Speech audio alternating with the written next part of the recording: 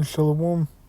All praise, honor, and glory is due unto Yahweh, Bahasham, Yahweh Shai, Bahasham, Rachakodash. Double honors to the elders and apostles of Great Millstone who rule well. Peace and salutations to the elect of the nation of Israel, the true Israelites or Hebrew Israelites of the so-called Negroes, so-called Hispanics, so-called Native Americans, as well as you Israelite foreigners who may look like the other nations.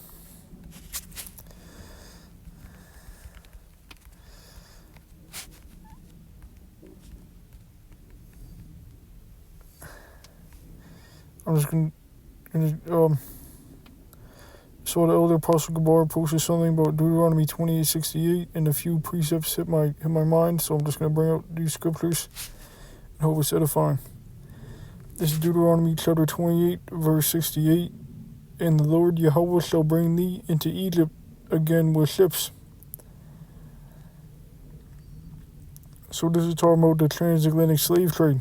We were taken to Egypt, which is America, in slave ships. By the way whereof I spake unto thee, that and so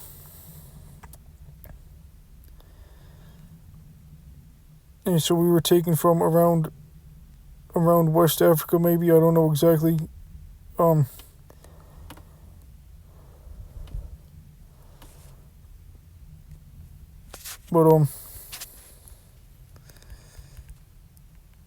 you had something called Fort Judah.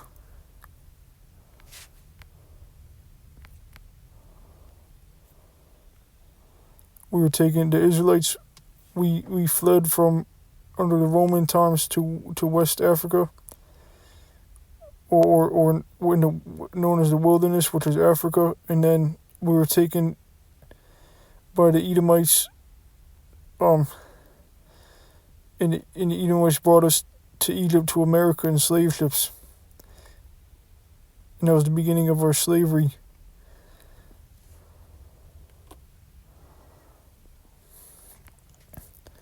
French slave fortress, the Fort of Judah.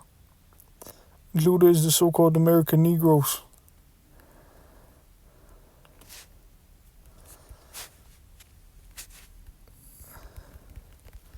This is the tribe that the Lord Yahweh Shai sprang from. Jeremiah chapter 14, verse 2. Judah mourneth, and the gates thereof languish. They are black unto the ground. And the cry of Jerusalem is gone up, so black, meaning black, like dark skin.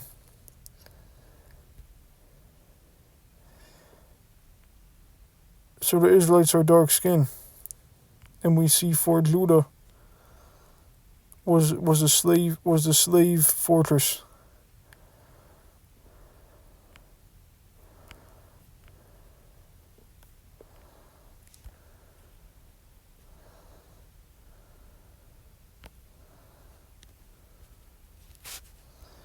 So let me pull up a picture of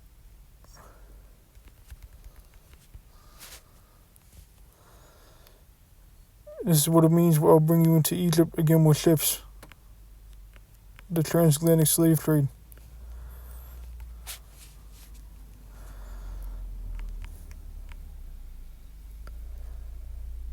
And there's no coincidence that when you look these things up, you see the Israelites, so-called Negroes.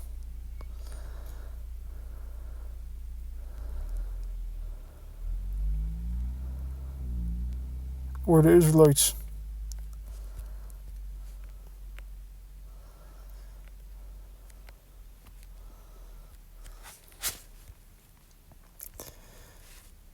Deuteronomy 28:68, and the Lord Yahweh shall bring thee into Egypt again with ships, by the way whereof I spake unto thee, and there thou shalt see it no more again, and there ye shall be sold unto your enemies for bondmen and bondwomen, and no man shall buy you. And the people that put us in slavery are the Edomites.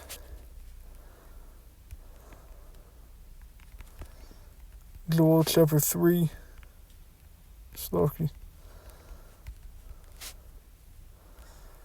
Joel chapter 3, and I'll start at verse 19. Egypt shall be a desolation, and Edom shall be a desolate wilderness. Egypt is America, where we were taken in ships, which is connected with Edom. You see right here. So the Edomites are the people that rule this Egypt, and they're the ones that put us in slavery. And it says Egypt shall be a desolation. This place is going to be a desert from the nuclear destruction. For the violence against the children of Judah, because they have shed innocent blood in the land, which echoes back to even ancient Babylon. But Judah shall dwell forever in Jerusalem from generation to generation, for I will cleanse their blood that I have not cleansed, for Yahweh Bashem shall dwell in Zion. Now I want to go up to so that proves that it was the Edomites that put us in slavery, but we can still read more in Joel 3 in verse 5. The children of Judah, we'll start at verse 4. Actually verse 3 really. The whole chapter is good. And they have cast lots for my people, and have given a boy for an harlot, and sold a girl for wine that they might drink. Yea, and what have ye to do with me, O Tyre and Zidon, and all the coast of Palestine? Will ye render me a recompense? And if ye recompense me swiftly and speedily, will I return your recompense upon your own head? Because ye have taken my silver and my gold, and have carried into your temples my goodly pleasant things. The children also of Judah and the children of Jerusalem have ye sold unto the Grecians. So we were sold unto the Edomites, those are the Grecians,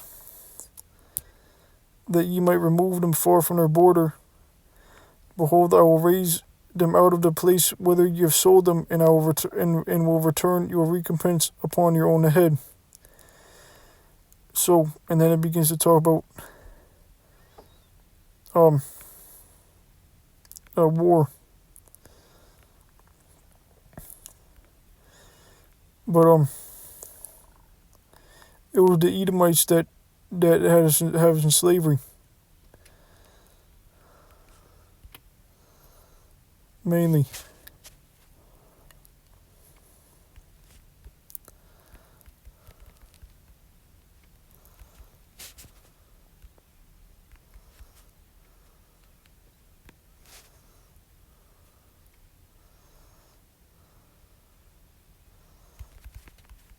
This is Revelation chapter 12. In verse 6.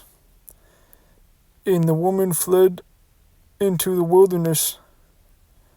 The wilderness is Africa. The Israelites from under the Roman Empire went into Africa, where she hath a place prepared of the Most High. That place is America. The same place we read in Joel 3. I will raise them out of the place whither I have sold them, that they should feed her there 1,260 days, which is the same as the 3.5 days, or 40 and 2 months in Revelation 11, which is 350 years, from 1619, when the bulk of the slaves were taken to America, Egypt, to 1969, when this truth started being pushed.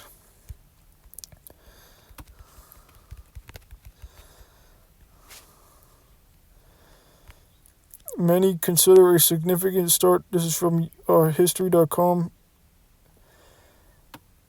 All I had to do was look up when was slavery. I spelled was wrong. And already know who pops up is the Israelites, so-called Negroes. You do have the so-called Hispanics and Native Americans are also Israelites. Many consider a significant starting point to slavery in America to be 1619, which is a true statement.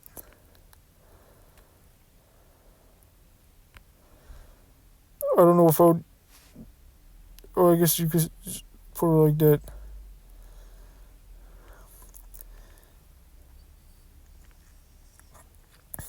So the Jews, the black Jews, so-called Negroes, we ran into Africa, Israelites, and then were taken to America.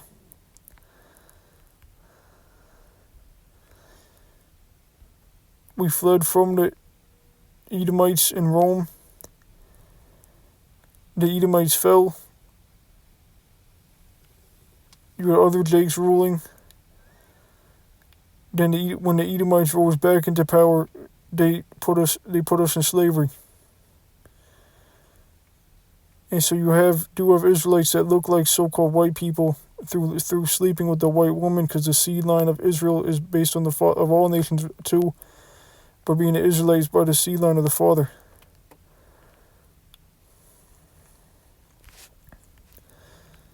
And when you read Revelation chapter 12, verse 4, and his tail drew the third part of the stars of heaven, which that represents the 3 tribes of Israel, Judah, Benjamin, and Levi, that were under the Roman Empire.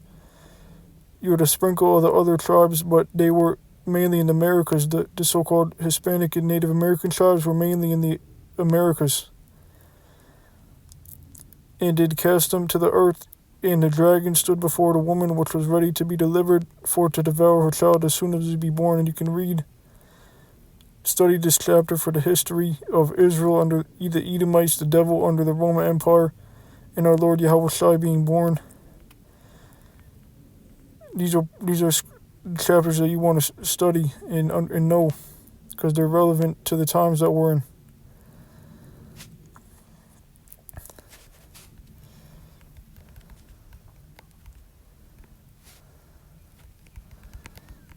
Let's go to Revelation, the 11th chapter. And I'll start at verse 8. And their dead bodies shall lie in the street of the great city, America's great city, which spiritually is called Sodom in Egypt. This is the Egypt we were taken to in slave ships, where also our Lord was crucified, not literally crucified.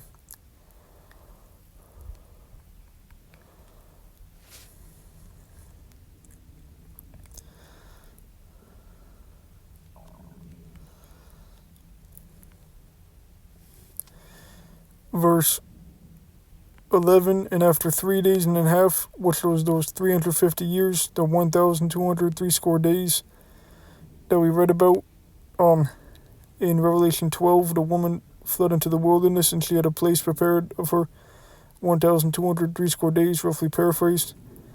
And after 3 days and a half, we read about the time of our captivity, the bulk of the slaves, the Edomites took us in slavery in America. And after 3 days and a half, the spirit of life from the Most High entered into them, and they stood upon their feet, and great fear fell upon them which saw them. And so after this 3.5 days, that's when the truth started being pushed, and the Israelites started waking up. You read Ezekiel 37, the valley of the dry bones. That's America, and the dry bones are the Israelites. The breath is the wisdom.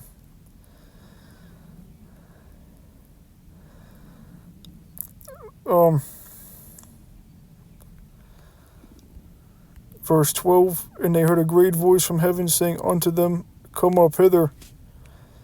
And they ascended up to heaven in a cloud. The cloud is a so-called UFO. That's how our Lord Yahushua is returning. So UFOs are gonna pop through when Egypt is in power. This place is and beam up the Israelites that woke up, who are of the elect, and save us from the Edomites and from the nuclear destruction of this place during World War III.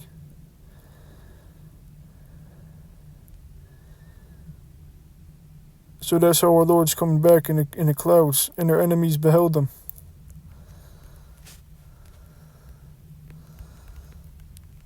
Revelation chapter 1, verse 7. Behold, he cometh with clouds. So Yahushua is coming with the so-called UFOs. And they ascended up to heaven in a cloud, we just read. And every eye shall see him, and they also which pierced him, which was in the Roman Empire. So that's reincarnation. It says, and every eye shall see him, even they also which pierced him. And all kindreds of the earth shall wail because of him, even so amen.